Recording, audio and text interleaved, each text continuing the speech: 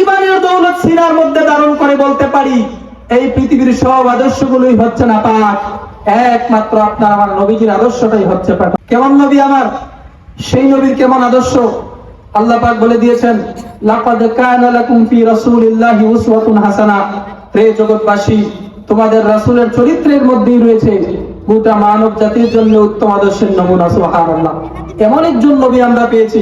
সেই নবীর কেমন শান, ইমাম কাজী আয়াস মালিক রহমতুল্লাহ আলাইহি কিতাবুশ শিফা, মুল্লা আলী কারি হানাফি হারুনি মাক্কি শারহে শিফা, ইমাম আহমদ কুফাজি নাসিমুর রিয়াদের ভিতরে বিশ্ববিখ্যাত ইমাম ইমামুল আজম ইমাম আবু হানিফা রহমতুল্লাহ আলাইহি ফিকহে আকবারের ভিতরে বিশ্ববিখ্যাত মুহাদ্দিসগণ আইমে মুস্তাহিনগণ তিনারা তাদের শত শত কিতাবের মধ্যে লিখে গিয়েছেন আল্লাহর হাবিবের শান, আল্লাহর হাবিবের মান।